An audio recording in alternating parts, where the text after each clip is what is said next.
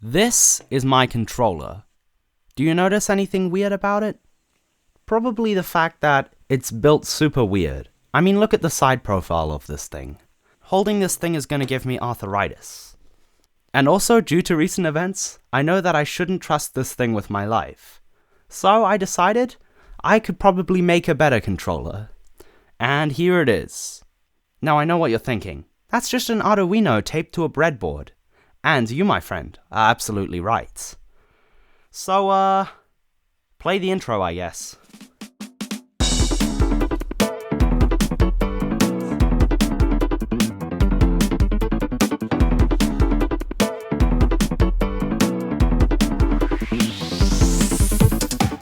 So to build a controller, all you really need is some fancy computery stuff, a base, some buttons, and some joysticks. Here's the thing, I have all of those things. I bought this electronics kit a while ago, and also, someone I know absolutely destroyed their controller because they raged, which means I now own the joystick. And put it all together, and here's the first build of my controller. Yeah, I know, I already showed it. So as you can see, there are two joysticks, and there's an Arduino Mega on the back. However, there is one problem. You see, I want my thing to behave just like a real controller. And for it to work like that, my computer needs to think that it's a controller. The way this works is that, basically, you plug the Arduino into the computer, and the Arduino's like, hey, I'm totally an Xbox controller. And then your computer's like, yeah, that seems legit. And then you can basically use it to control your games. However, I'm using an Arduino Mega, and they are very bad at identity fraud. Meaning, if I want to make a proper controller, I would need to either get an Arduino that can do that, or completely change the way my Arduino works, which I don't know if I am going to do that. The Arduino I would need in order to actually make a controller would be an Arduino Micro or an Arduino Leonardo. But I don't have an Arduino Micro, nor do I have a friend named Leonardo, so that leaves me with 4 options. 1. Buy an Arduino Micro. 2. Just give up and get arthritis from submarine controls. 3. Change the programming of my Arduino Mega. Or 4. Write a program that turns controller inputs into key presses. The answer is 5. Code an entire game for the sole purpose of interpreting my controller. Yeah, that seems like the easiest option. So, I'm now on Unity, and I'm gonna create a square that moves around. Possibly the easiest thing you can do in the engine. Why? Well, first I gotta test out if this thing actually works. So, now that I've got a square that moves around, I just need to connect my controller. Now you may be wondering, how exactly are you gonna do this? Well, while my Arduino can't pretend to be a controller, it can still send a bunch of random numbers into my computer. And by itself, my computer has no idea what to do with this. But if I write a script in my game that turns these numbers into inputs, I should be able to control my game with my Arduino. So, let's do it. Alright, so here I have my controller, and after a cool transition, you can see, if I start the project, starting the project always takes forever. Okay, yeah, you can see that I can move around using the controller, which is neat. Oh yeah, I also added shooting. Not exactly sure how to make it only shoot once, but that's a problem for another time. But what is a now problem is the fact that I don't have any buttons on my controller. The only buttons I have is pressing down the joysticks, and that's really hard to do while also moving them at the same time. So I made an improved model, and this one has a button on the back. Yeah, the button's kind of just on a mini breadboard that I taped to the breadboard. This thing is an absolute mess, but hey, at least it works. And here's a little demonstration. It's a lot easier to use than before, which is the whole goal of this thing. So that means we can stop working on the controller for a while, and start focusing on actually making the game. So the first thing I did was add gravity, so you need to keep holding up in order to stay in the sky. Because, well, that's how physics works, I think. And while I'm at it, I should probably change the graphics of this game, because while squares are fun and all, they're really not fun. So I made these textures, and I added them to the game, and now everything looks a lot better. You now play as this little dude in a jetpack. You actually still just shoot a bunch of spheres, but this gave me an idea. I think maybe I should give the guy a flamethrower. So, I made this texture, and I made it so that it points to where the character's aiming, and yeah, I don't know what exactly is going on here, but I don't think this is supposed to happen. Alright, let's fix this. And as you can see, now it actually works as intended. I also upgraded the looks of the game to have 2D lighting, and now everything looks a lot better. And our guy fires little flame particles. And here's what it looks like to use the controller. Fun. Well, okay, but what's a flamethrower really, without people to fire it at? So I got this little triangle dude, and if I fire my flamethrower at him, he sets on fire. Now, currently he's unable to die, so I made it so that after 10 seconds of being on fire, he dies. Well, then I also made a texture for the guy, because while triangles are fun and all, I mean, they're not. So, I created this little texture that spins with like saw blades and stuff, because I haven't had enough of those yet. So I have an idea. I'm gonna make it so that if you touch him, you take damage.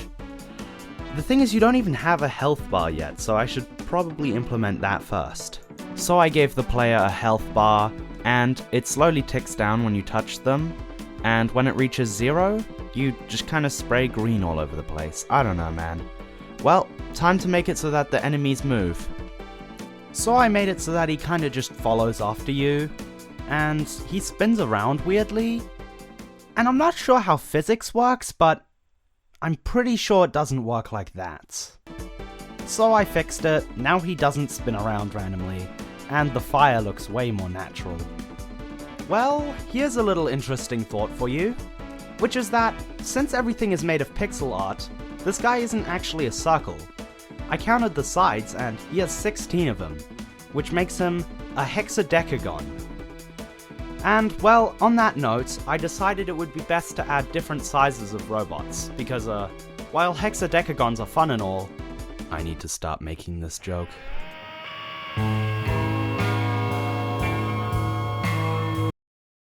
Well, I added the new enemy type to the game, and he's like the previous one, but faster and deals more damage. This gave me an idea, which is that just having things chase you around is super boring. So I'm gonna add one that shoots projectiles at you. And as you can see, I have this little purple guy who goes to a random spot and then fires bullets at you. And to be honest, this took way longer than it looks. But what probably took a lot shorter than you would have expected is making enemies just spawn. This only took me like 2 minutes, and as you can see, enemies just start spawning. And honestly, pretty fast. Like, geez, there's so many enemies. Whoa, that is a lot of bullets. I should probably start balancing this thing. An obvious solution is to just make the play area bigger, which actually helps out a ton.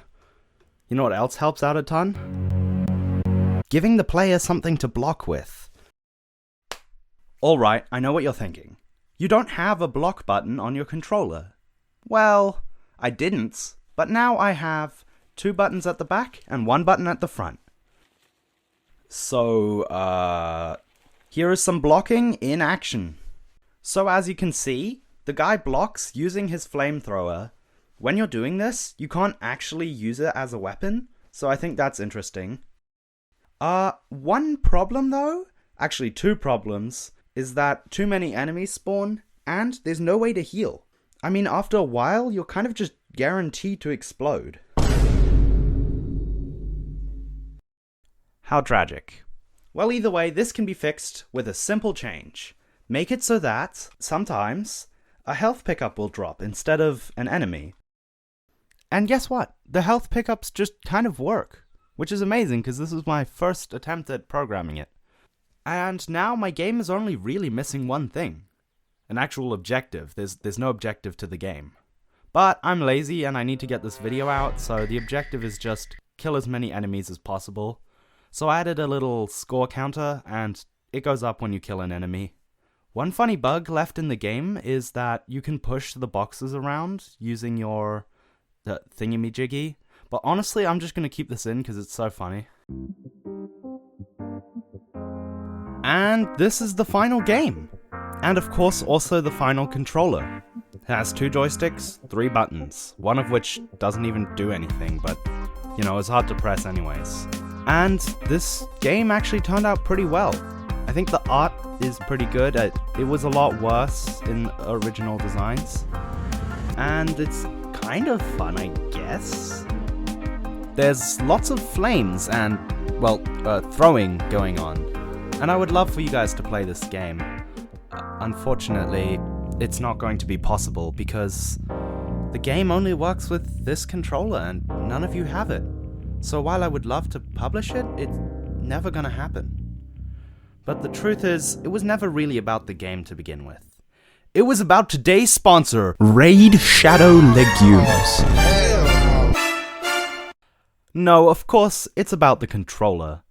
And, by the way, it actually works rather well. I mean, the joystick sometimes breaks because the wires are just completely exposed and not soldered, but the point is that it actually responds rather quickly. For using a serial port system, I didn't think that it would actually be that fast. And it's still somehow better than Unity's input manager for controllers. Yeah, this is why we all use the package anyways.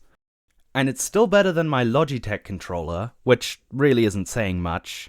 I mean, seriously, compare that to, like, the controller for my PlayStation and... Wait a minute.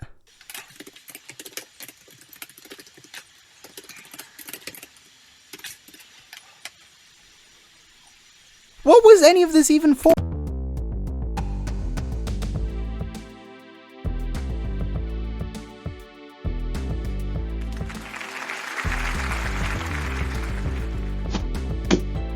Hello, welcome back to the Simulated Gravity Show. Now I know what you're wondering, why do you look like you're from the 80s?